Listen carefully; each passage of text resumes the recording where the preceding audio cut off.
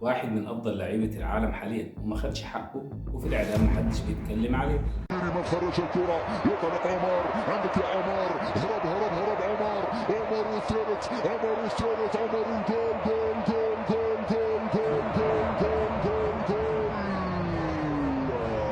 ليلة ليلة عربية، ليلة. قبل ما نبدا الفيديو صلي على النبي واشترك بالقناه وفعل الجرس ليصلك كل جديد.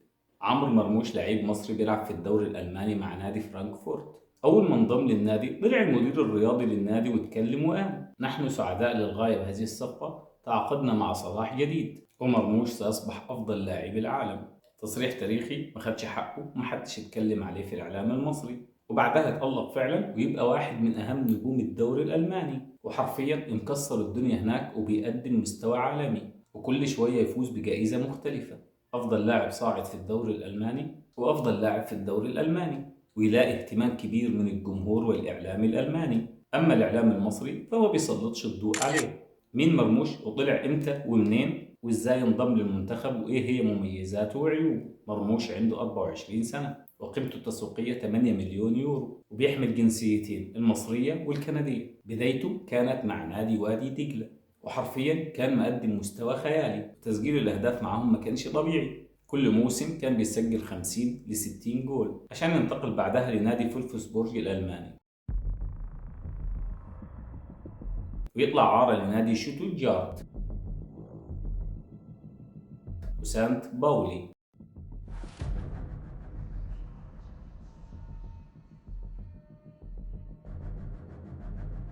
بعدها يخلص عقده معاهم ويرفض يجدد عقده وينتقل لنادي أكبر اللي هو ناديه الحالي فرانكفورت. أثناء تقديمه للجمهور كان باين عليه جدا إنه واثق من نفسه، قال لهم: بقدر ألعب في أي مركز في الملعب وما بحبش أخسر. طبعا فرانكفورت هو واحد من أكبر الفرق في ألمانيا، كسبان الأوروبا ليج في الموسم اللي قبل اللي فات، وما شاء الله من الأندية اللي بتطلع لعيبة كتير لأندية القمة في أوروبا زي كولي مونيه اللي راح باريس سان جيرمان، وكمان لوكا يوفيتش اللي راح منه ريال مدريد، وغيرهم كتير. وما شاء الله عمر مرموش ماشي معاهم بشكل كويس جدا، لعب معاهم ب 32 مباراة أحرز فيهم 15 هدف وصنع 6 أهداف أخرى في جميع المسابقات. أما بقى بالنسبة للمنتخب في وقت ما كان عمرو مرموش شخص مجهول جدا للمصريين، رغم كان عمره 20 سنة، والكابتن شوقي غريب كان غريب وما كانش بيضمه للمنتخب الأولمبي وتقريبا ما كانش يعرفه أصلا، ورغم إن هو معاه جنسيتين ممكن ما كانش يلعب لمصر، إلا إن كروش ضمه واعتمد عليه وخلاه لاعب أساسي، وتقريبا بقي تاني افضل لعيب بارز في المنتخب. وطبعا كروش واحد درب اساطير ومدرب محترم،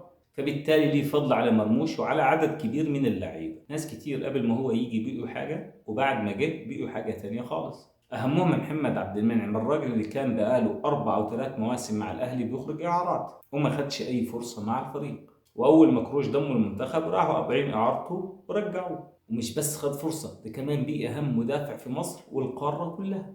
وزي كمان إبراهيم عادل، الراجل اللي كانت مشاركاته كلها مع المنتخب كانت مع كروش وكان مقتنع بيه بشكل كبير، وقال عنه مجموعة من التصريحات مهمة جدا، وفعلا بعدها تأكدنا إن هو على حق وشفنا مستوى مميز من إبراهيم عادل وأصبح عليه كلام كتير من بعض الأندية الأوروبية، وزي كمان عمرو كمال ولاعيبة تانية كتير. مرموش بقى كانت أول مبارياته قدام ليبيا وقدم مستوى مميز جدا وسجل هدف عالمي.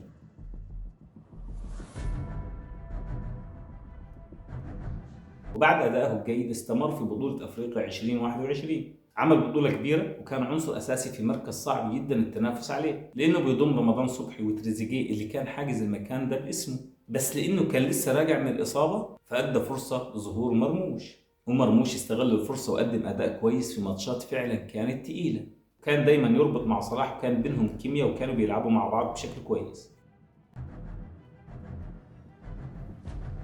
كميزات بقى عمر مرموش بسم الله ما شاء الله كان مميز جدا في التسديد، بيلعبها بشكل قوي وبدقة كبيرة وكورته بتكون متقنة جدا، ده غير انه مهاري ولاعب حريف، عشان كده تلاقيه متخصص في الضربات الثابتة لكل الفرق اللي لعب لها وقدر يسجل منها اكتر من جول بشكل عالمي في المانيا، وده غير كمان ان هو لاعب سريع جدا وبيتحرك بشكل كويس وقوي جدا بدنيا، وبيقدر يحتفظ بالكورة تحت الضغط، وكمان عنده شخصية وثقته بنفسه كبيرة.